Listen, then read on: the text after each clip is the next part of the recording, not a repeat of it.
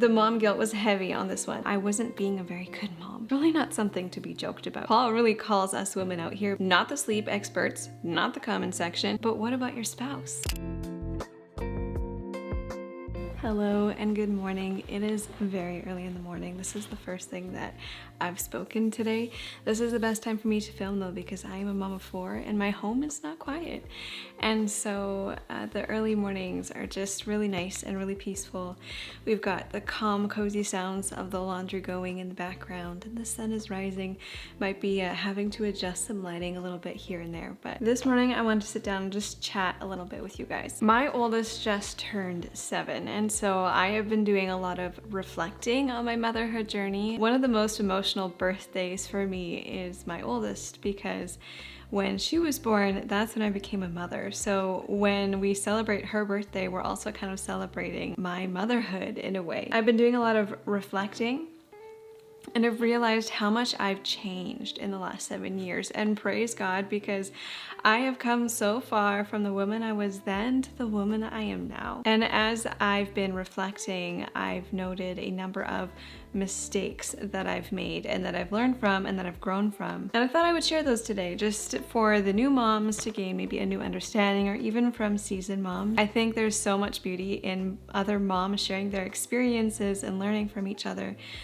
Because what one mom has gone through, another may not have, and we're always learning and helping one another. So I'm gonna share those today, and I hope and pray that maybe you can take something from this video and maybe learn from the mistakes that I made so that you don't have to make those mistakes yourself. Do I regret these mistakes? No. I am a firm believer in learning from your mistakes. I think the best way to learn is first by making the mistake and then learning from that mistake and moving forward. That's what I always tell my kids too when they make mistakes, is that now we can learn from this experience and we can move on and we can be better. And I'm talking about my personal experience here. I don't want anyone to feel like I'm calling them out or anything like that. And please don't believe that I never make these mistakes anymore, because I'm an imperfect human and I have a sin nature. I will continue to make mistakes until the day that I die, but I'm constantly learning from these mistakes and growing and moving forward. So with that, let's get into it.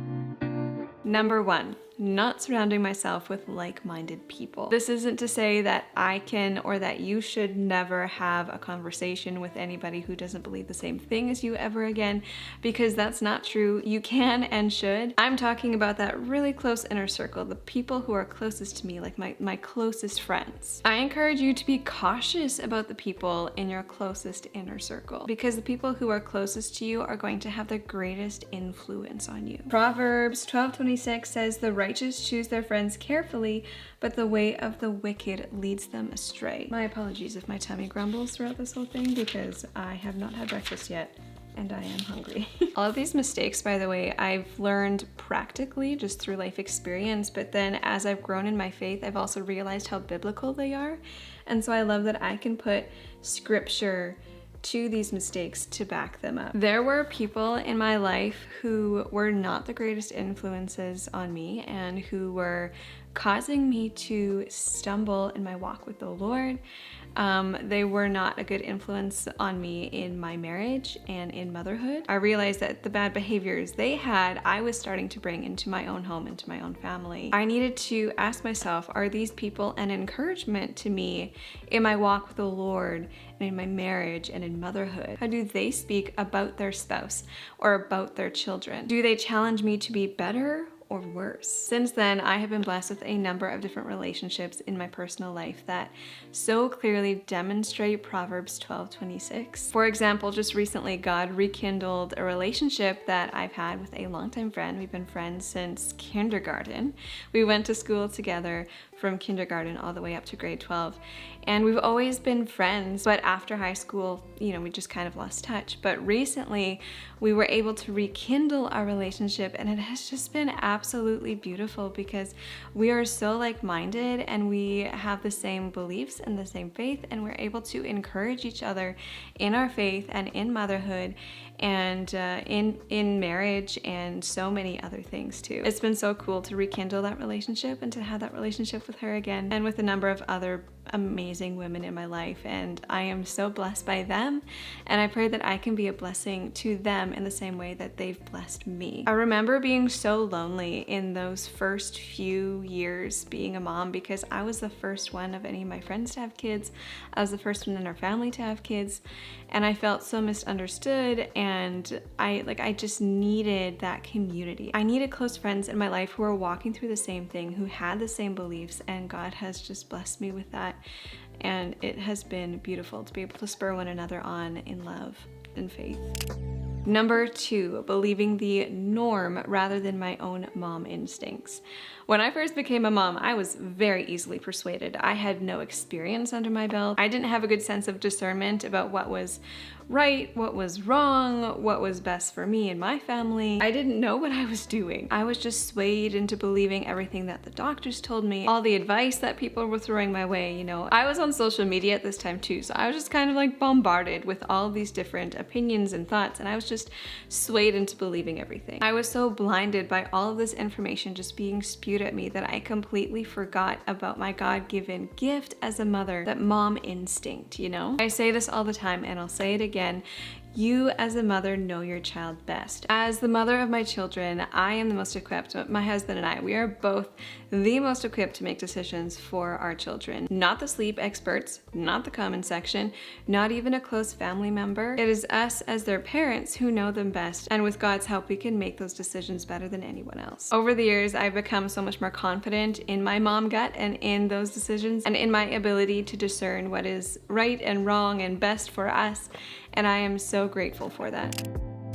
Number 3, relying on self-care to get me through my day. Now, I know this is going to sound just a little bit controversial because the world really loves its self-care, so just hear me out. Self-care in itself is not a bad thing. In church this last Sunday, our speaker actually brought this up, and he was talking about Philippians 2 verse 4. Let each of you look not only to his own interests, but also to the interests of others. Notice it doesn't say don't look to your own interests at all, but it says not only to your own interests. So yes, self-care is important. Look after yourself, do things for yourself, but don't let that consume you. It is good, and we should have those interests and those hobbies, but when those interests and hobbies and self-care become our lifeline, that's when it becomes dangerous. When I was a new mom, I very heavily relied on my time away from my kids. I couldn't wait until Zach got home from work, because then I would be able to just kind of like dump the kids on him and walk away.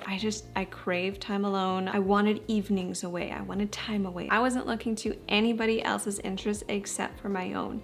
And I wasn't being a very good mom. Children are a joy and a blessing, a heritage from the Lord, the Bible tells us. When I was able to fully comprehend that and realize that, my self-care started to intertwine with motherhood. My self-care started to look like picking up old hobbies that fulfill me and that I love to do, but also serve my family. Things like cooking and baking, beautifying my home, and taking care of my home. Even things like gardening, like those things are my hobbies. They are a joy for me. I love to do those. That is my form of self-care.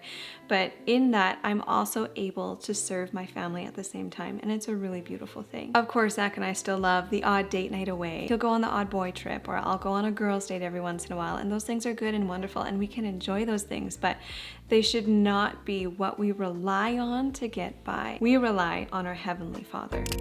Number 4, not controlling my tongue. I've never been very good at taming my tongue. This is an area of sin that I struggle with. It looks like gossiping. It looks like grumbling and complaining. It looks like saying things in anger that I don't mean. It looks like not knowing when to stop talking and just going on and on and on, especially in frustration and anger. Actually, this is a huge reason why I deleted all of my old vlogs. Well, the main reason was for privacy, but also because I realized the way that I was speaking about my family, it was not okay. What I thought was being real and raw and honest was me actually just complaining about my family and putting them down. Not that I ever had ill intentions in the moment, like it was never my intention to bring them down, but God really convicted me of that.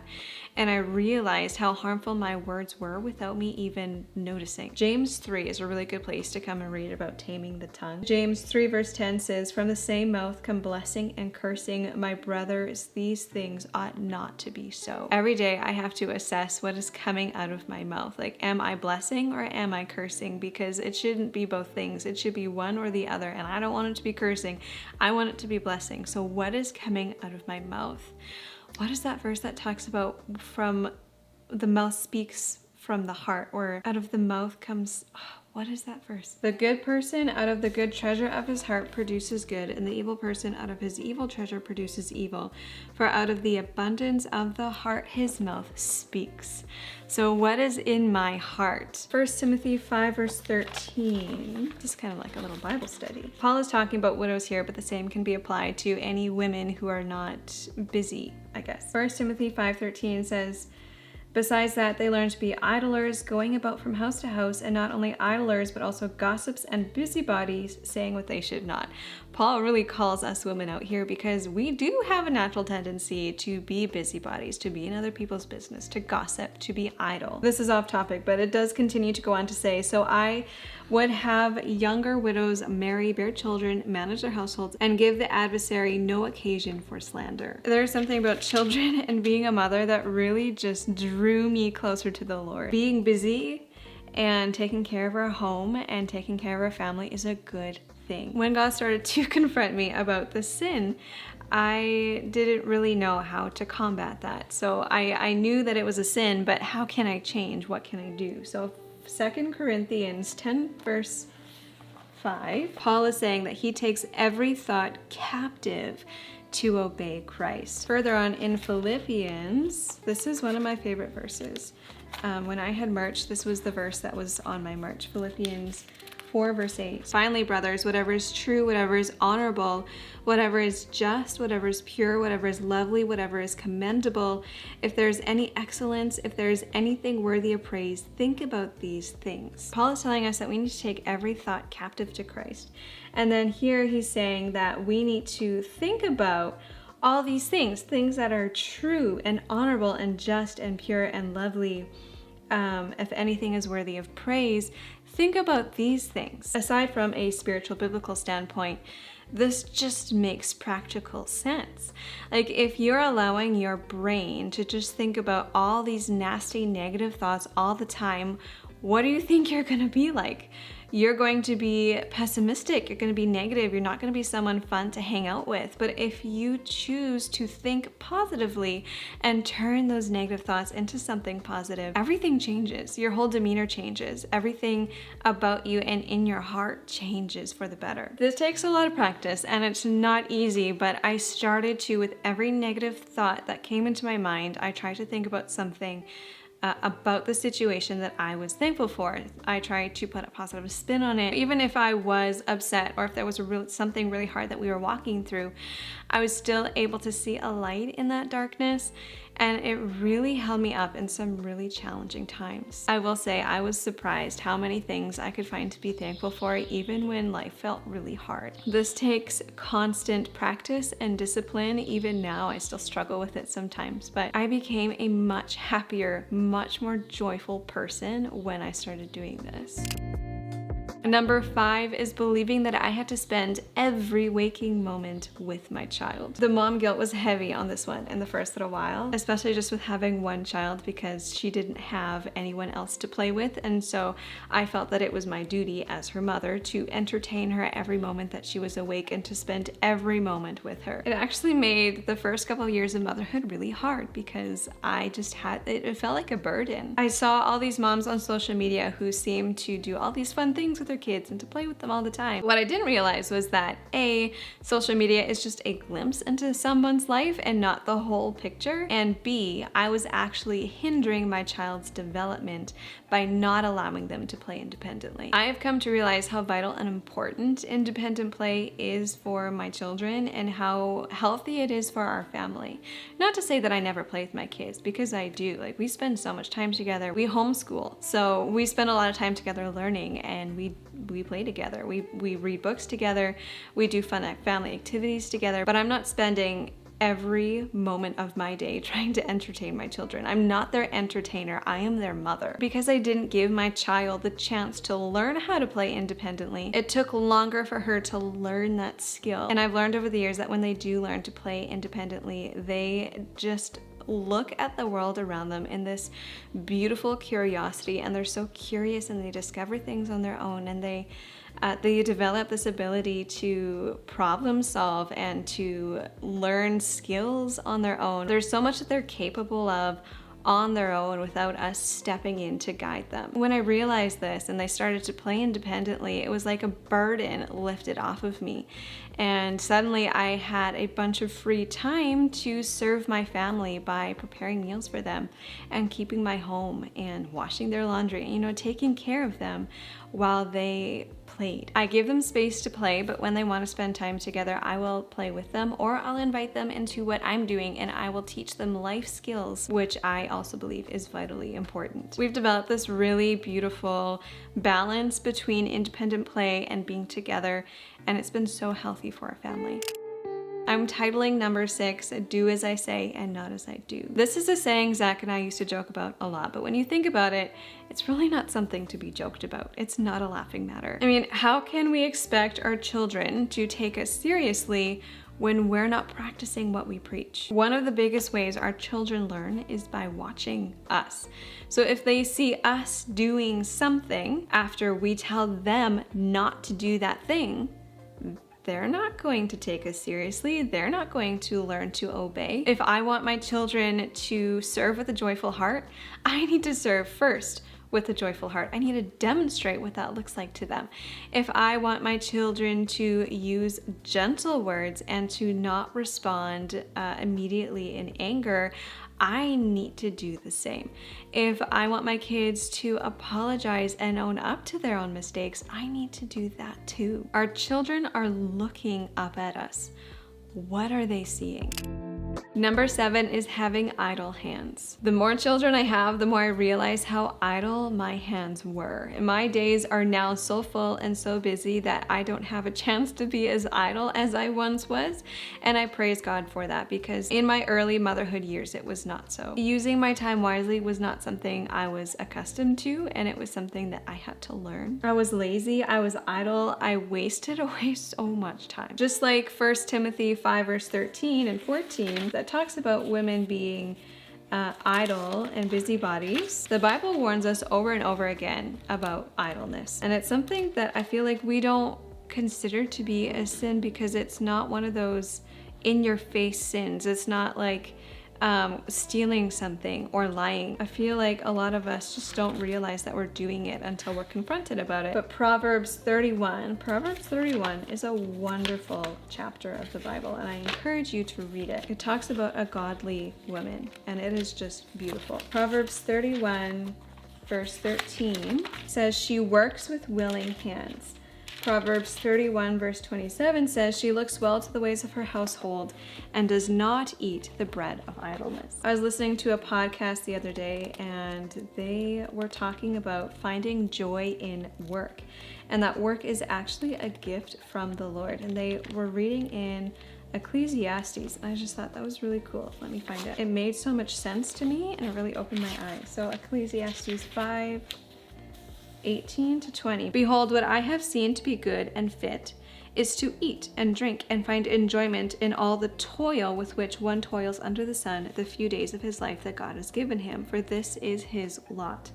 Everyone also to whom God has given wealth and possessions and power to enjoy them and to accept his lot and rejoice in his toil, This is the gift of God. For he will not much remember the days of his life, because God keeps him occupied with joy in his heart. This is the opposite of being idle. When we're occupied, we find joy in our heart, occupied with good things, with work, with toil, with family. It is God's will for us that we keep our hands busy and that we work and that we find joy and satisfaction in that work. And that work for me as a mother is to love my husband, to love my children, to raise them, and to take care of my home and my household.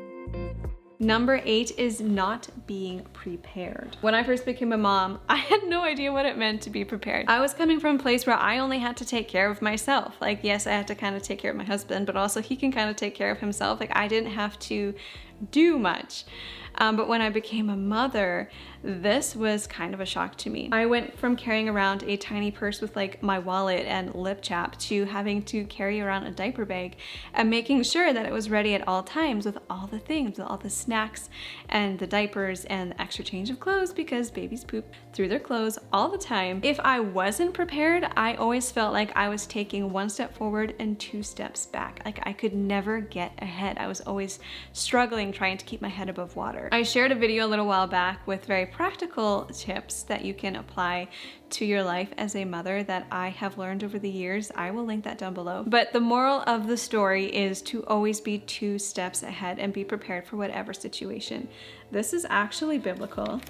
Again, this is something that I learned practically and then later realized, hey, this is biblical. Proverbs 31 verse 15 says, she rises while it is yet night and provides food for her household and portions for her maidens. So a godly woman, or a woman who fears the Lord, as it is titled in my Bible, she'll go out of her way to make sure that everything is prepared for her family for the day. That doesn't necessarily mean having to wake up early in the morning. That is what I do. That is a way that I prepare my family for the day. I will wake up early and I'll spend time with the Lord. I'll work out, I'll do some laundry, I will film, I'll do some work now while I have some time, but then I'll also get breakfast ready for the day and, you know, prepare things for the day. This whole chapter talks about how prepared a woman who fears the Lord is, and how she works with willing hands, how she is not afraid of the snow because she's prepared. She doesn't fear what is to come, or she laughs. What does it say? She laughs at the time to come. She's not worried about the future because she's prepared. In a practical sense, ways that I help prepare myself for the day and take care of my family are, first of all, waking up early in the morning. Second, trying not to be idle and using my spare time to serve my family and be prepared. My day planner helps so much. Love my day planner. I meal plan. I meal prep. I've really had to rely on writing notes for myself and reminders for myself, and really planning ahead as much as I can, as much as is healthy, because planning ahead too much also isn't healthy, because it says, let tomorrow worry about itself, just worry about today. That's a whole biblical thing that I won't go into right now, but be prepared. Moral of the story. Number 9 is addressing the behavior, but not the sin. When I was introduced to Ginger Hubbard's podcast, my whole view as a mother changed completely. Like, it was life-changing. I'm gonna leave a link down below to her podcast because I just cannot recommend her enough. God used Ginger to really open my eyes to biblical discipline. For years, I had been addressing the annoying behaviors, but not realizing that behind those behaviors, there was sin. There is sin in our children's heart that needs to be addressed. It is the sin in our children's hearts that is causing those outbursts of behavior. If we're only addressing the outward part, the behavior, and we're not getting down deep to their heart, to the sin, to the root cause, what good are we doing? Not only that, but a lot of the time my discipline stems from my own mood or my own feelings of anger or annoyance, and that should not be so. My children don't need to be disciplined just because they're making me feel annoyed or they're overstimulating me, because that's my own problem that I need to deal with. So I'm learning to remove my feelings from the situation and to assess it from God's point of view. What is going on here that actually needs to be addressed, and how should we address it? I'm trying to look into their heart and to discipline them out of a place of love and not out of a place of anger or annoyance. As hard as it is most days, I try to remember that each discipline moment is an opportunity to reach my child's heart. Again, this is kind of a going back to shifting my mindset, trying to look at the positives.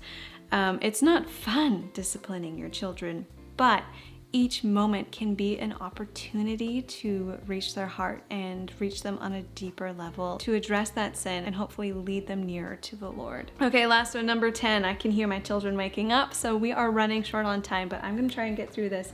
Number 10 is not making my marriage a priority. It is so easy when you become a parent to completely forget about your spouse. Children have a funny way of taking up all of your time, not just your time, but also your brain space, not just when they're around you, but also when they're not around you, when they've gone to bed at night, when you're on a date night, you're talking about your kids and you're thinking about your kids. And that's a good thing, like they should be a priority in your life, absolutely. But what about your spouse? They should not replace your relationship with your spouse. That is its own thing and needs to be held as a high importance in my life. When you think about it, when mom and dad are deeply in love, that is a safe place for your children. That is a place where they feel loved and safe and at peace and secure. But if mom and dad are kind of rocky and they're arguing and they're not getting along, it's hard for kids to see. We actually do our kids a favor when we put our marriage first and when we make that a priority and we carve out time to spend time with our spouse and to work on our marriage. I can't say that our marriage has ever really struggled. Like we've never been at a point where we're like, I just don't think we can do this anymore. Like We've never been even close to that point, but there have been some rocky times. When we allowed the busyness of the season to come between our marriage, we started to feel disconnected and we felt like we weren't on the same page, and it was a lot harder to do life and to work as a team, as a family unit, when our marriage wasn't solidly connected. So for us, we make weekly date night a priority, even if it's just hanging out for a little bit after the kids go to bed. At least once a week, we try and do this. We don't go on fancy date nights all the time. In fact, we don't often go out on a date night. Most of our date nights are at home after the kids go to bed, but we just make sure that we're spending that time together, we're having conversations, and we're connecting. We take time for one another, we listen to each other, we write little notes for each other, we serve one another, we do things for each other, always trying to put our marriage first and work on it and make sure that the other person knows that they are seen and loved and heard. That is where I'm going to end today's video. I gotta go and start making breakfast before all these kiddos wake up. Thank you so much for listening. I hope this was an encouragement to you. If you have anything helpful to share in the comments, please do. Let's use the comment section to build each other up and to make this a really encouraging space for one another. Thank you all so much for watching, and I'll catch you in the next one.